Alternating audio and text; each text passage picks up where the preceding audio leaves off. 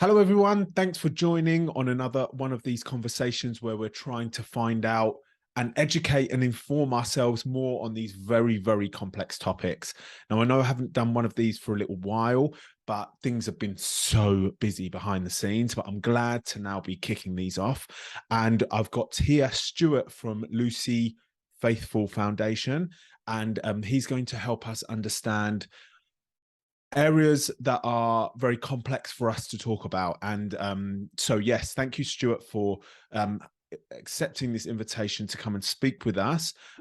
Maybe you could just start by explaining a little bit about yourself and the organization that you work for.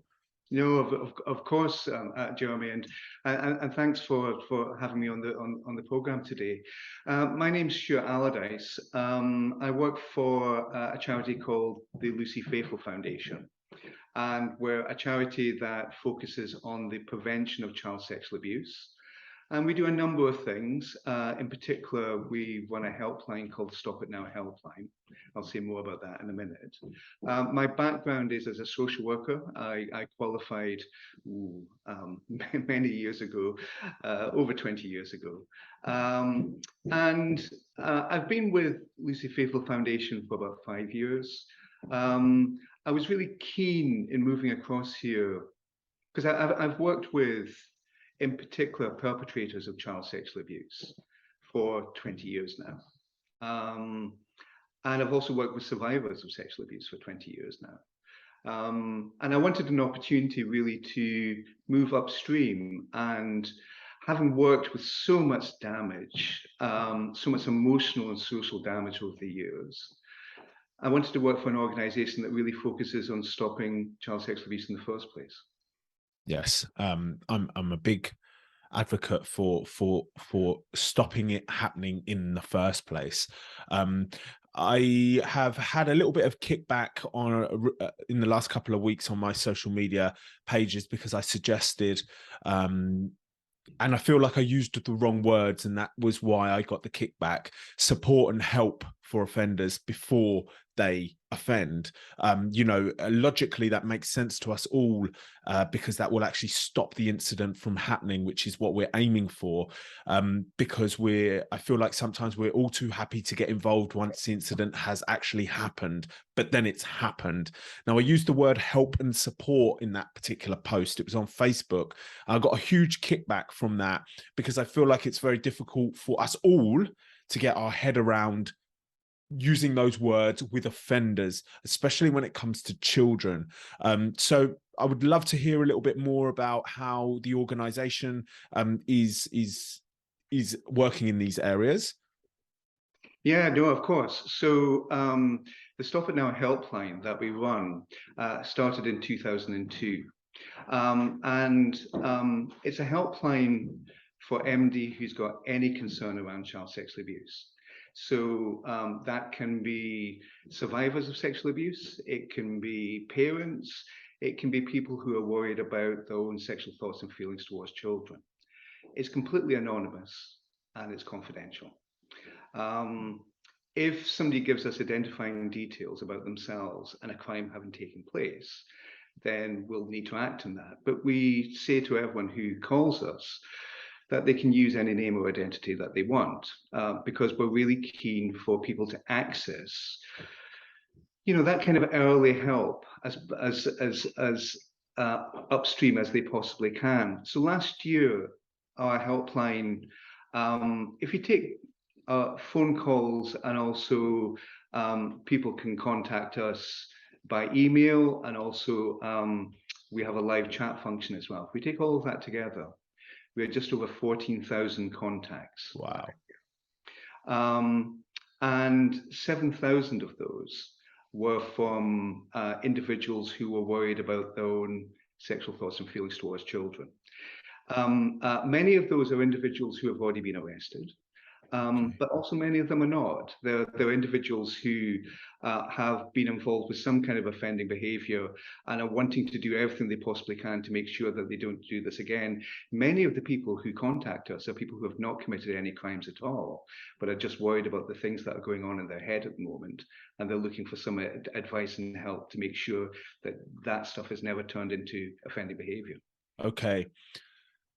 That sounds like a very interesting service, and to see those, to hear those numbers really shows us that you know, this type of service is absolutely necessary. You've got lots of people calling you and have recognized that there's something going on in their head that they understand, that they're identifying as being potentially dangerous, and they need your support. This must be a very challenging thing for the people who are working on these phone lines that you've got, this service that you've got. This must be very challenging for them to be speaking with these people. The first thing I think about if I thought I was going to work on one of these phone lines is, and I'm sure this would be a question from a lot of people that are listening. You have somebody contact you anonymously and they're identifying that they've got something that's potentially dangerous in their head, but because they're allowed to contact you anonymously, um, they then put the phone down and you've got no way of tracking them. I also understand there's the flip side of that, which is the anonymous feature allows people to be more open to come forward, because of course if somebody comes forward and has to give their name, they'll be worried that you may report them instantly, like that whole situation. I'd love to hear some of your thoughts on that. Well, I mean, the first thing to say is that, you know, this is not an organization that uses volunteers. Oh, okay. Everyone on our helpline is a trained helpline caller. The majority are child protection professionals. Okay. Many come from backgrounds in social work and counselling and law enforcement. So, you know, we have a kind of highly trained kind of staff group that are fielding calls. Usually we have around 6 staff on and in any particular shift, and also, you know, a high level of support and training for the staff that we have. The other thing to say is that this is not a non-directive counselling helpline. This is a child protection helpline. Right. This is about child sexual abuse prevention. So any call that somebody makes to our helpline, whether, you know, it's a survivor who's asking some questions about why their abuser might have done what they have done, whether it's a mum who's worried about the way that her uncle is playing with her 2-year-old daughter, whether it's a wife that's come home one day and found the husband's laptop has been left open and it looks like he's been looking at illegal images of children, whether it's somebody who is worried about their own sexual thoughts and feelings or behavior. In any situation, our staff would be looking at different options available for that individual and trying to get that individual to sign off on at least one thing that will promote child safety by the end of the call. Amazing. Absolutely amazing. So this is not just you're not just looking at one section of child protection here. You know, you're open and have an incredible team behind the scenes, able and trained to deal with a variety of scenarios. And all of those scenarios that you detailed there really do help us open our mind to how the complex and different ways in which the result is a potential child being harmed or abused. It's not always, you know, this stereotype that I still feel is hanging around of an elder gentleman, elder man on his computer, a lonely and isolated elder man preying on a young child. I mean, I feel like that stereotype still hangs around a little, but hopefully we're breaking it here and there. I saw on your website about young offenders. Do you get a lot of what's the age range generally that you're receiving calls from when it comes to people who are worried about what's inside their head? It's a really good question. So the helpline is for adults. So those who are 18 years old and above. I'll say more about what we offer for young people in a second. We do get a proportion of calls that come in every year from parents who are worried about the sexual behavior of their own child, Mm. whether it's a young child or whether it's a teenager. That could be in terms of online behavior, it could be sibling sexual interactions, it could be a wide range of different things. So we can support parents in that particular space.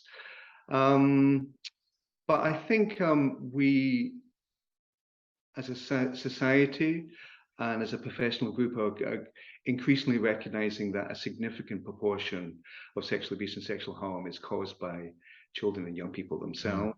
Mm. And we need to find the right kind of supports there.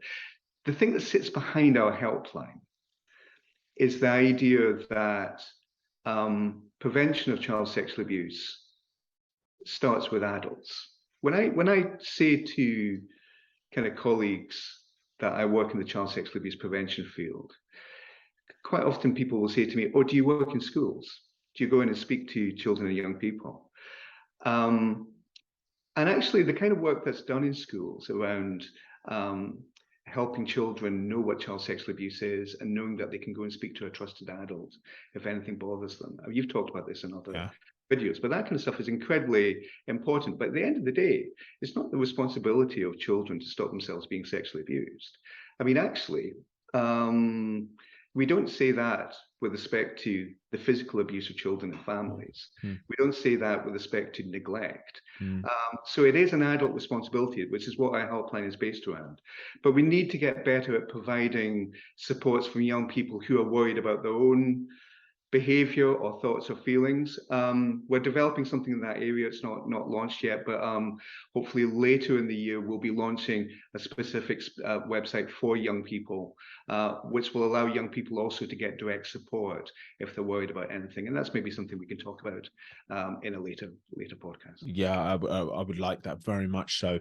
The support for young people who are having troubles with their own sexual behavior.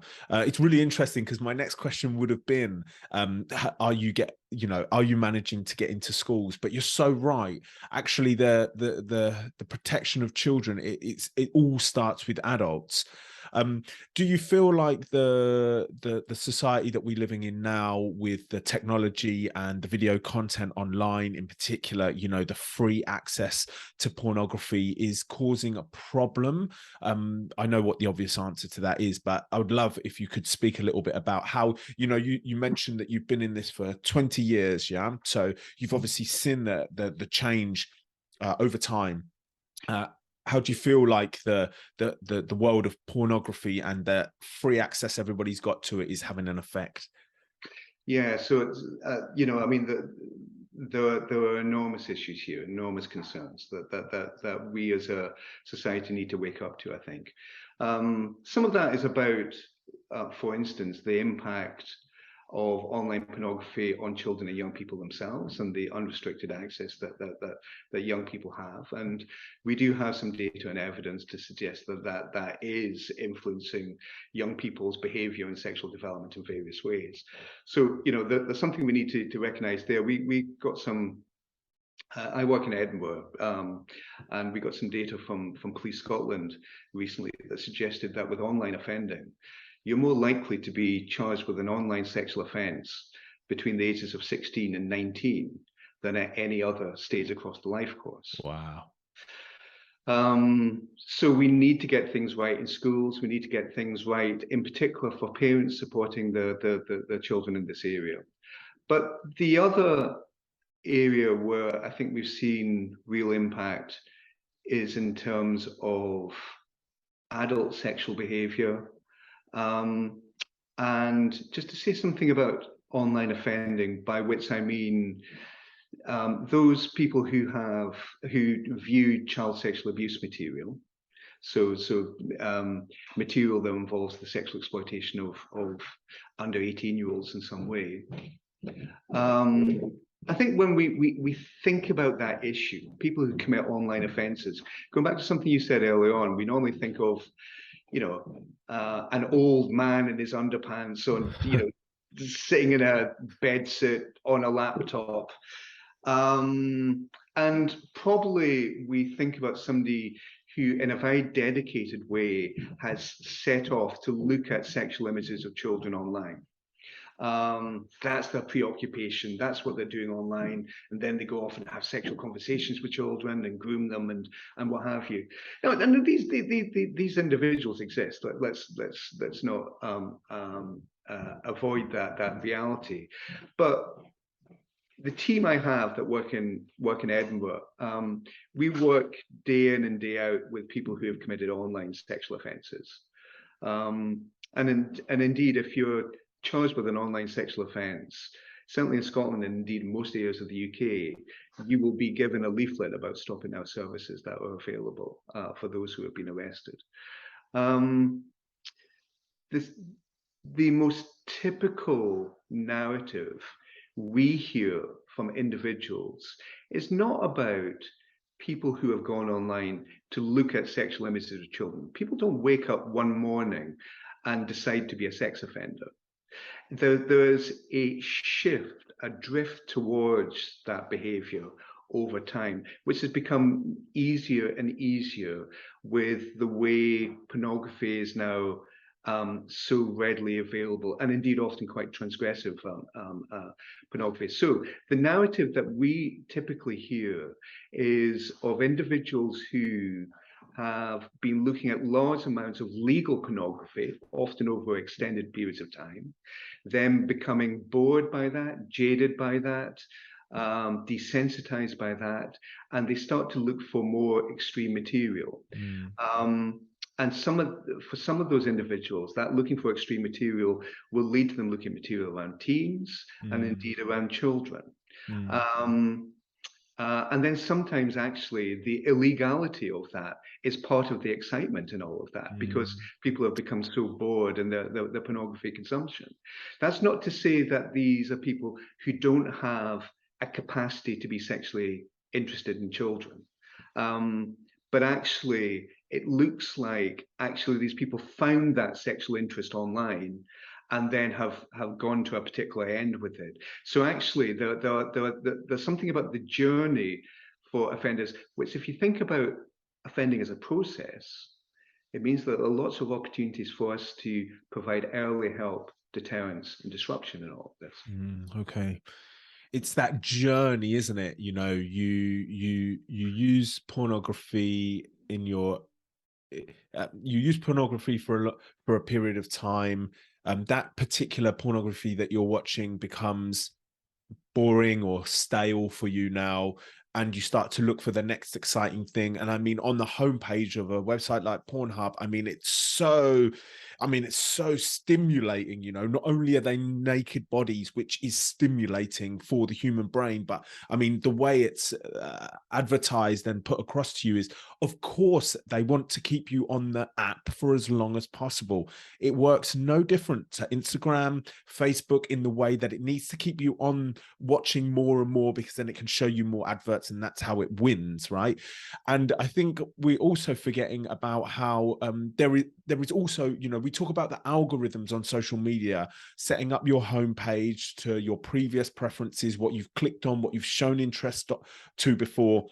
It's a very, very sophisticated AI system. And of course, the pornography websites are using exactly the same thing. I mean, what you've clicked on before, what you've watched, and then it's addressing your homepage to according to you. So could you also say that not only is that in some circumstances, it's not only the person who's driving their interest to possibly illegal areas. Actually, could we say that the algorithm may be pulling you in directions that you wouldn't usually have gone down if it wasn't for pornography?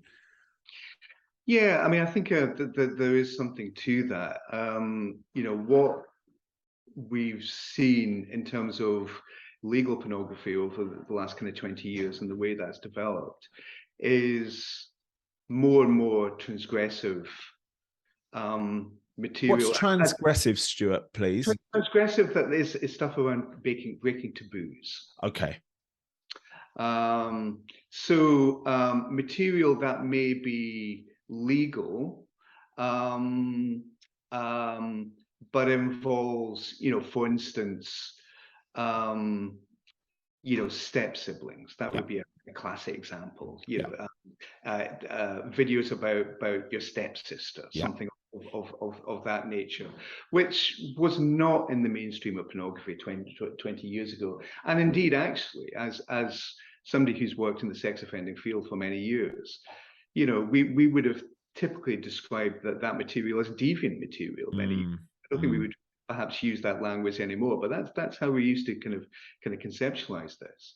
So it's that there is something about how, and to pick up on your point, that kind of material, because it's so extreme, is often the material that people will click on because of the extreme nature of it. Clickbait or that, Yeah. and the clickbait might not even be kind of sexually motivated or purely sexually motivated. Somebody might be clicking on something, there may be a sexual element to it, but they may be thinking, God, that's really, I've never seen anything like that before. Curiosity, yeah. Yeah. Yeah. So there are a number of kind of motivations that those algorithms, as you say, kind of interact with, which drive people towards more and more extreme actions. Yeah, I when I start thinking about things like this whole pornography area, I start to feel very frustrated, because it really is the norm at the moment. Pornography is very much the norm. Watching pornography is very much the norm. I wonder if it will go down the same road as, I mean, there's not even an age restriction on it, right? And somebody told me that they went into a school once and asked the classroom of 11s who 11-year-olds who watches porn, and a number of the young boys put their hands up, which is absolutely scary in from all angles. I feel like maybe one day pornography will be like smoking, where we turn into a society where we accept and understand that it's dangerous and that we shouldn't do it, and it's forbidden in some way, and we look back at the 60s where it was encouraged on adverts and we call that madness. I wonder if pornography will go down the same road. I'm not sure.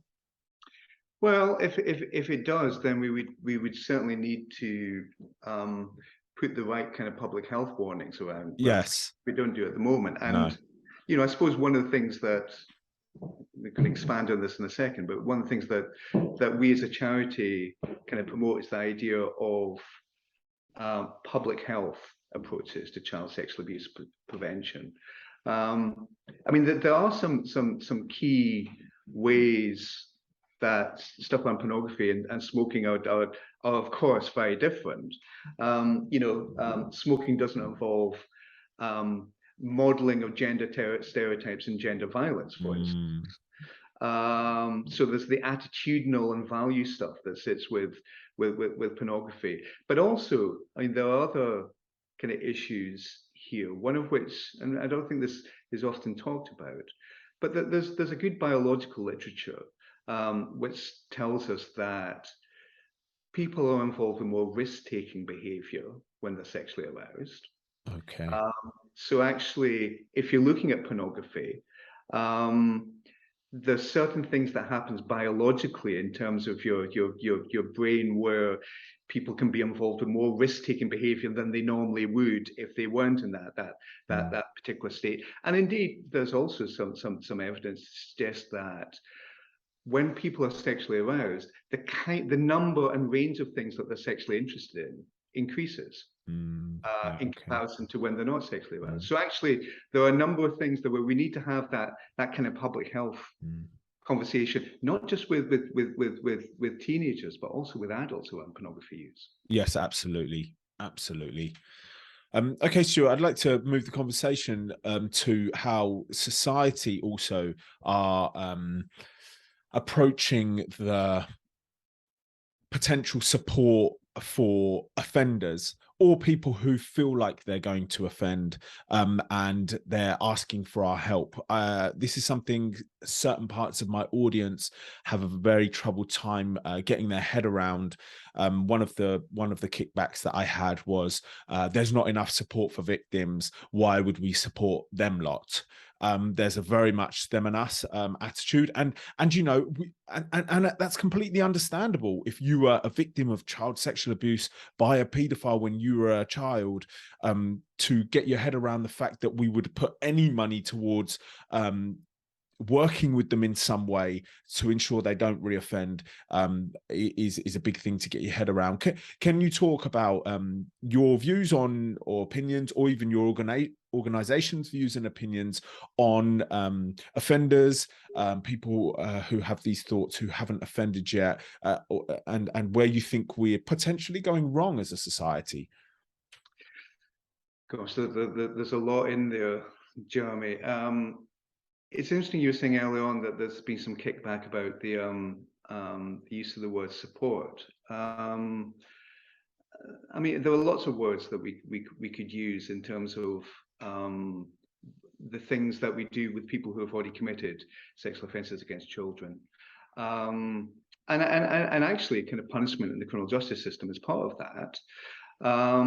But actually, you know, I think what is generally provided through intervention work is both support and challenge.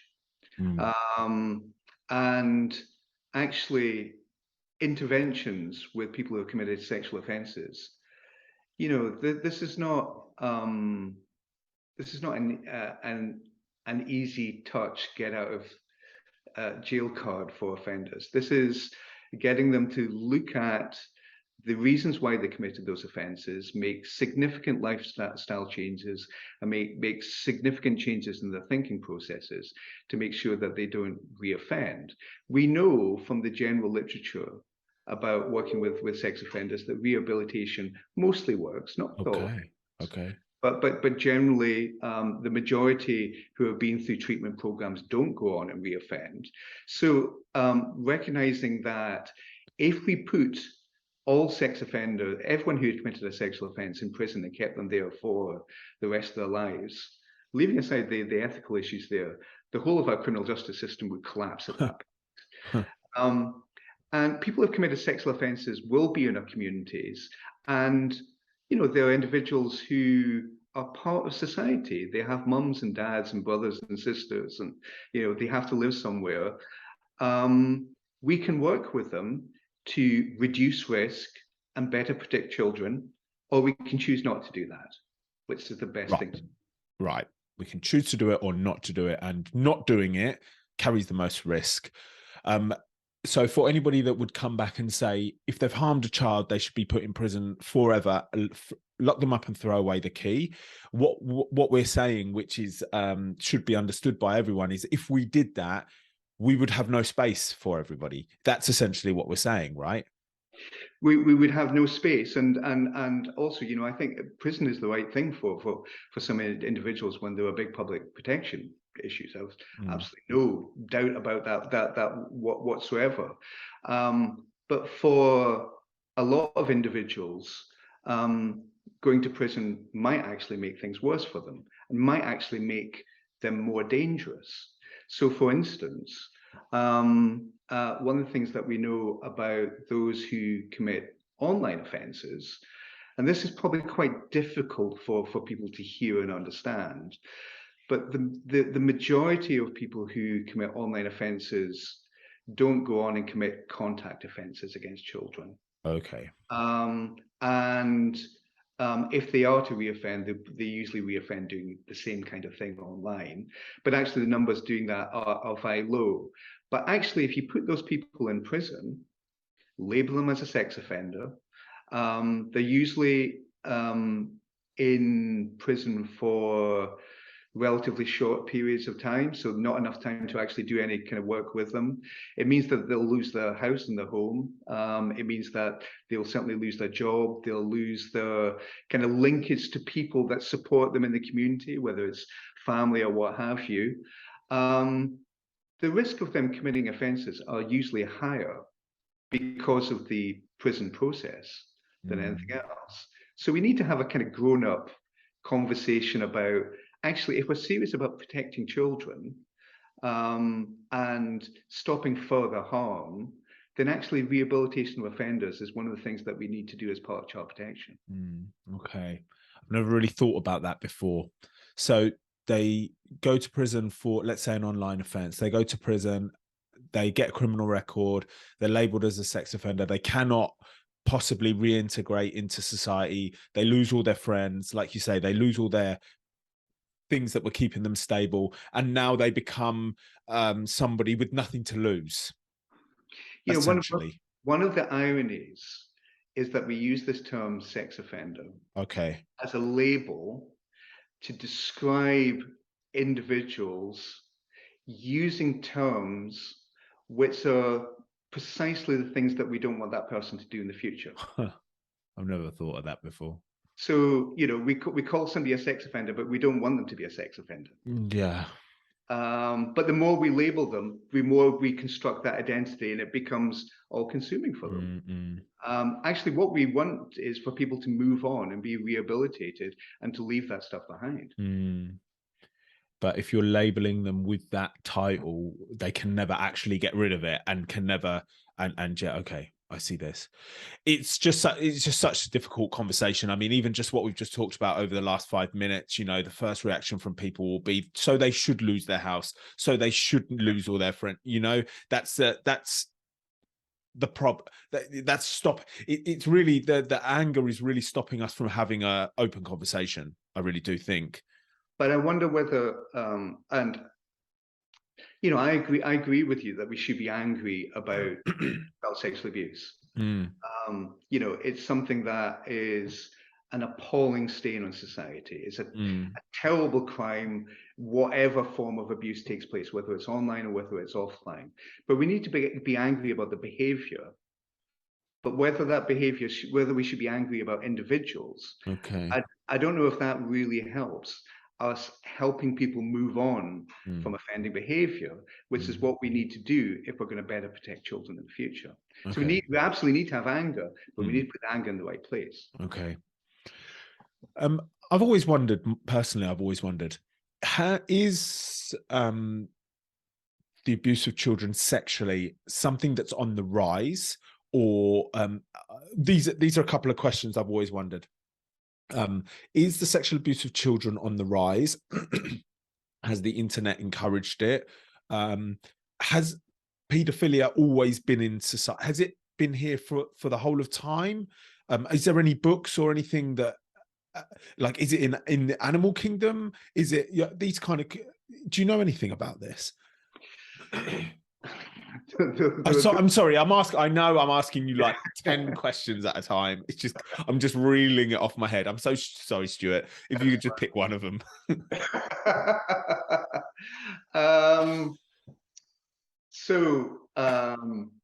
The sexual abuse of children has happened since time began, and indeed has probably been, you know, impactful and harmful on children since time began.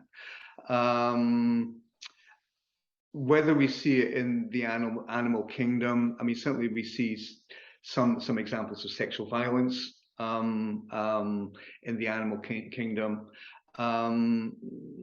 Not so much stuff around kind of sexual abuse of kind of dependent animals, but you know, I'm no expert, but actually, you know, one of the things that's quite distinctively human is the fact that we have children who are dependent on us, you know, for a long extended period of time. You know, if you've ever watched a horse give birth, the horse is walking within 5 seconds. You know, the idea of childhood, I think, is a kind of complicated one in nature, which is gets in the way of whether terms like child sexual abuse stand up in a biological sense. I don't think they probably do.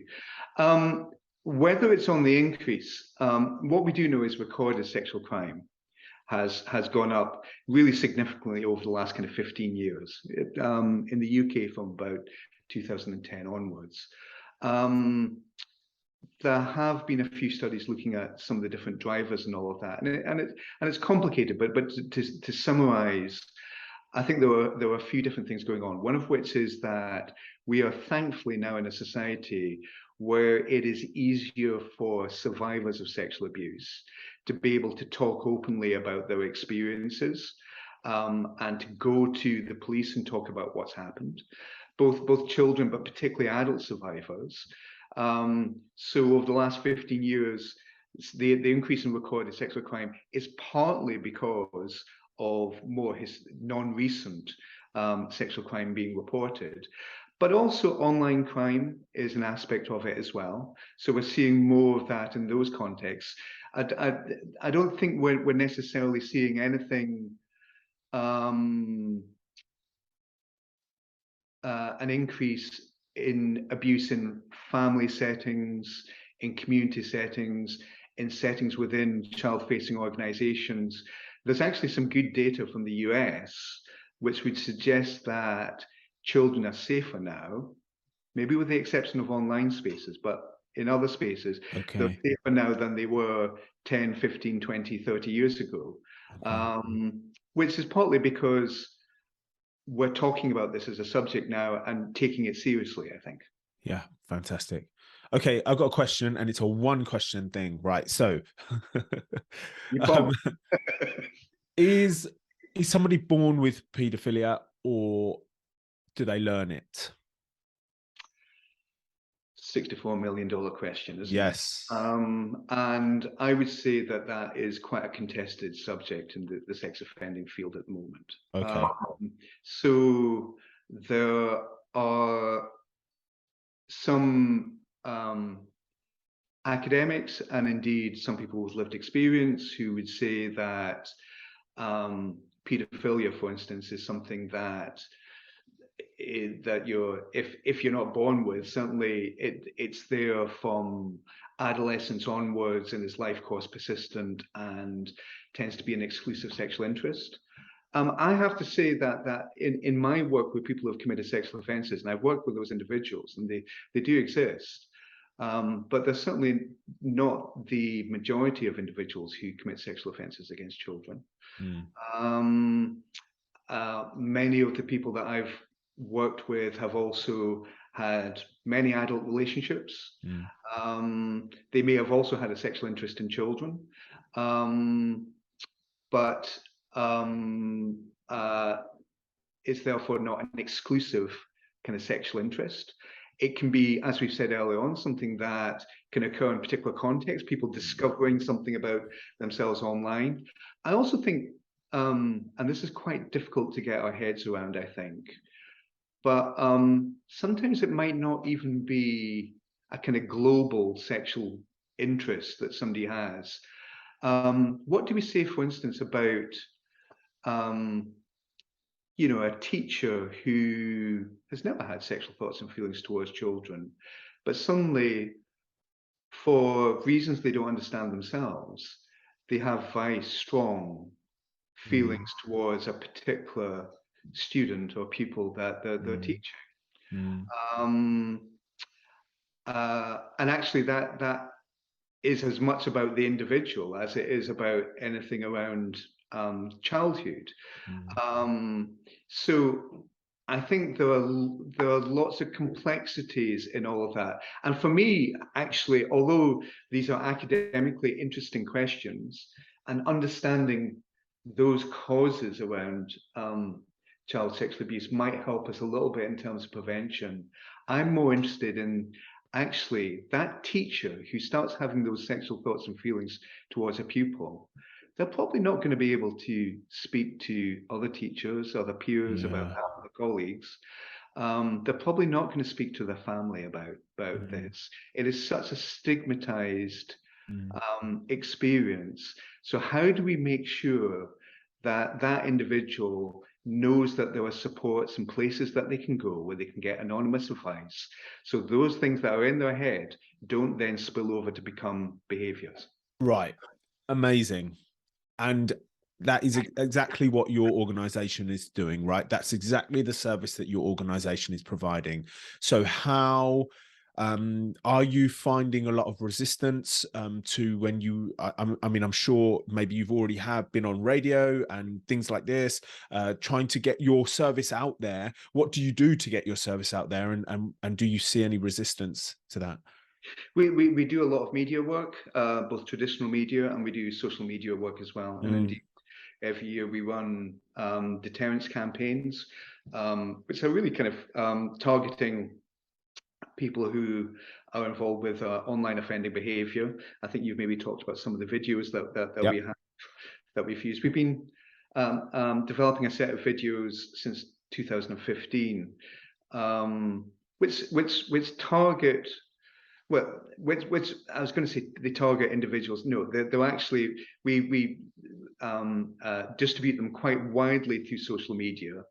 It's quite difficult to target them specifically on people who may be involved with offending behavior. So we try and get them out as widely as possible. And those videos give out some very clear messages, which is Mm, that if you're looking at illegal images of sexual images of children online, you need to firstly know that that's illegal, yeah. and it's illegal because these images have almost always taken place in the context of a child being exploited. Yeah. And if and when you get found out, the consequences for you will be massive in all of this. Right. It can involve losing your job. It can involve possibility of prison. It can involve possibility of losing social and family relationships. But actually, there's something you can do about it. Mm, Actually, you can go and get anonymous and confidential support mm. right now if you're worried about your behavior online. Those videos since 2015 have been viewed 25 million times in the UK. Okay. I'm pleased. I'm pleased. I'm pleased for your organization, and I'm pleased that those types of videos would get that much traction. That's that, and you yourself and your organization must be very proud of that. Well, I mean, I don't know if proud is the right word, because our goal is to be frank, is the eradication of child sexual abuse. I mean, Yeah. it's a very ambitious goal, but I think if we treat this as a public health problem, we can go quite far in Okay. that direction. Mm. Our goal would be to put ourselves out of business. Yeah, I understand. Yeah, I understand. Your goal is for you to not be, for your organization to not be needed. That's your ultimate goal. Yeah. Yeah. Okay. Yeah. I when you were just talking about those videos, I thought I was expecting them to have not got that much traction.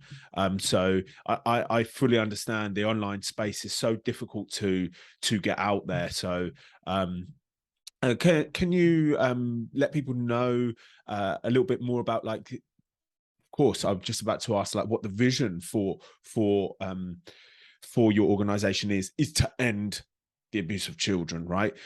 But can you let us know a bit more about your plans coming? Is there anything you can tell us that you've got coming up, or? Oh, you've wrong-sided me. I'm sure there are loads of things I should and I could be Yeah, I telling you can about now. appreciate. But I mean, just to say a little bit more about the kind of strategy and vision. Yes. And I think this kind of connects with something you've talked about in videos before. But the media, traditional media, quite rightly, um, daily, on a daily basis, kind of covers the conviction of often very dangerous individuals who have committed sexual crimes against children. And it's absolutely right that the media should cover all of that. And we as a society need to have some confidence that the justice system works and what have you. So we see this stuff as a kind of drip feed every day. And it leaves us, I think, both as members of the general public, but even for us as professionals working in the field, with a mental picture of what a sex offender is like. Yes. And we end up thinking that a sex offender is a stranger. A sex offender is paedophilic. And we've just said earlier on that some are, but many aren't. That it's somebody who's a serial offender, who is highly dangerous in society. Those people exist, and as media reporting clearly tells us. But actually, those individuals are the exceptions. And if we carry that kind of picture around in our head, it gets in the way of prevention. I have a colleague who was involved with the Australian inquiry into child sexual abuse. And I remember him talking about an incident that had taken place where somebody within a Jesuit community had sexually abused several children, and the abuse had almost taken place in plain sight. At the inquiry, one of the elder members of the community talked about walking into a room and finding the Jesuit priest with a 8-year-old child on the, and there was no explanation why that child should have been there. But the individual didn't ask any questions about that, or speak to anyone about it, or report it anyway, or even have a conversation with the priest to say, but what was going on there? I felt that was really inappropriate. And when they were asked about at the inquiry, why didn't you do anything about this? They said, well, we didn't think he was a paedophile. And when the individual was then asked, why didn't you think he was a paedophile? They said, well, he was quite young, he was good looking, we quite liked him, and we don't like paedophiles. So I think what happens is that idea that we have of the sex offender gets in the way of us understanding that the sexual abuse of children takes place in the context of relationships, and usually within the context of boundary violation, which is stuff that actually is often observable by people around them. You know, the sports coach who has a particular favorite relationship with a child and is taking that child away for events of the weekend that don't need to, you know, don't need to be an overnight stay. You know, I think there are questions that we as adults need to be asking in those kind of situations. So I think it's your message, I think, which is changing the narrative about sexual offending. Yes, very much so. Okay, Stuart, please, can you let everybody know where they can find your organisation if they were interested in finding out more, please? Absolutely. The Stop It Now UK helpline works Monday to Friday. Its telephone number is 0800 1900. That's 0800 1900. But the best way to find out about us is simply Googling or using whatever platform you have, Stop It Now UK, and it'll take you straight to our website. Fantastic, Stuart. I really appreciate your time, Stuart. I've learned a lot in this discussion and have a lot to think about. I can't wait to re-listen to this. And I'm sure everybody that's listening has also appreciated the conversation. I appreciate your time, Stuart, and I'd love to reconnect with you again so that we can kick off more conversations like this. Thank you for this opportunity. Thank you. Thanks.